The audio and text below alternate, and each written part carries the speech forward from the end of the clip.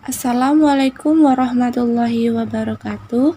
Saya Ria Rahmaisa. Di sini saya akan mempresentasikan materi tentang estetika seni grafis dan sketsa. Yang pertama kita bahas yaitu apa itu estetika. Kata estetika berasal dari bahasa Yunani estesis yang berarti perasaan, selera perasaan atau taste. Secara sederhana, estetika adalah ilmu yang membahas keindahan, bagaimana ia bisa terbentuk, dan bagaimana seseorang bisa merasakannya. Estetika merupakan salah satu cabang filsafat. Estetika memiliki dua teori. Yang pertama, teori subjektif adalah teori yang menyatakan bahwa adanya nilai keindahan hanya tanggapan perasaan orang yang melihat karya tersebut, tanpa adanya penjelasan tentang ciri-ciri keindahan. Teori yang kedua, objektif. Teori ini menyatakan bahwa nilai keindahan ada pada karya yang dilihatnya. Teori ini melihat nilai keindahan dari komposisi dan unsur-unsur pembuatan karya yang dilihatnya, sehingga kita bisa memberi penjelasan tentang ciri-ciri keindahan yang terkandung pada suatu karya seni. Pada dasarnya, kedua teori ini masing-masing benar, namun pada masa sekarang, kebanyakan memilih teori objektif, di mana suatu karya meliputi komposisi dan unsur-unsur yang terbagi menjadi dua. Yang pertama, unsur fisik atau visual, yaitu unsur yang dapat dipahami secara visual seperti garis, bentuk, tekstur, nada atau gelap terang, dan warna.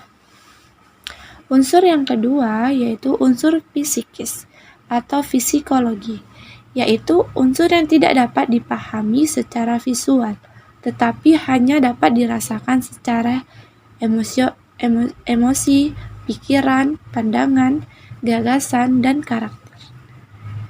Selanjutnya kita akan membahas seni grafis. Apa sih seni grafis itu? Dapat kita lihat gambar di atas ini.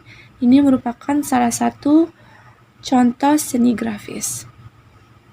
Istilah seni grafis berasal dari bahasa Yunani, yaitu graphein, yang berarti menulis dan menggambar. Sedangkan istilah dari bahasa Inggris yaitu graphics, yang berarti membuat tulisan, lukisan dengan cara ditoreh atau digores. Seni grafis termasuk seni rupa dua dimensi atau seni rupa yang hanya dapat dilihat hanya satu arah saja dengan menggunakan teknik dan memungkinkan pelipat gandaan setiap karyanya. Kemudian, teknik pembuatan dalam seni grafis dibagi menjadi 4 jenis, yaitu teknik tinggi.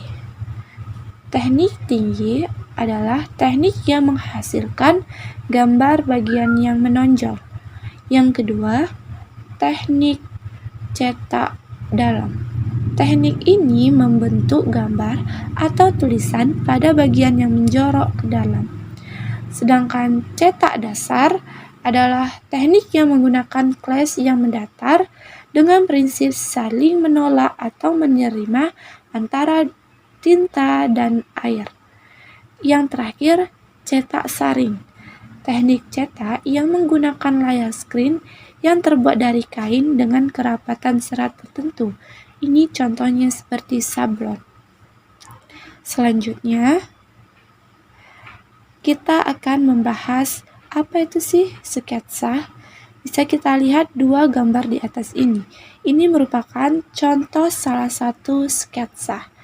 Sketsa merupakan sebuah gambaran kasar dan ringan yang dapat digunakan untuk mengawali atau sebagai kerangka sebuah penggarapan karya lukis. Secara etimologis, sketsa ini berasal dari bahasa Yunani yaitu sedios extempore. Kemudian diadopsi menjadi bahasa Inggris sebagai sketsa. yang di dalamnya terdapat sebuah gagasan tanpa persiapan. Kemudian, sketsa dapat dibedakan menjadi dua kelompok, yaitu seni rupa murni.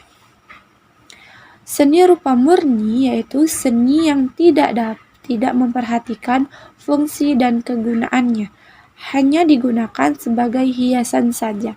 Di sini saya memberi contoh seperti lukisan dan ukiran.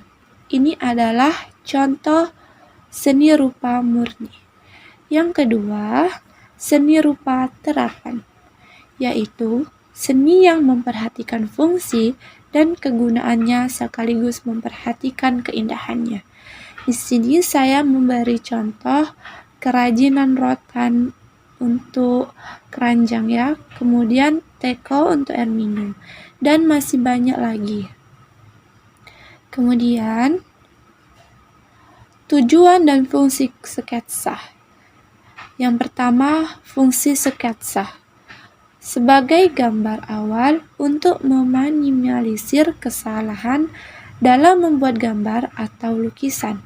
Sebagai gambaran awal tentang suatu tema yang akan dibuat lukisan atau gambar. Membantu pengamatan seorang seniman dalam karyanya.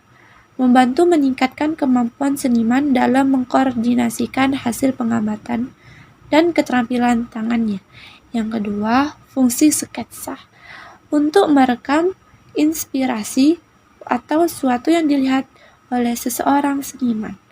Untuk merekam dan mengembangkan suatu gagasan yang akan digunakan. Dan yang terakhir, untuk memberikan gambaran citra, gagasan, atau konsep secara singkat. Sekian dari hasil presentasi saya akhiri.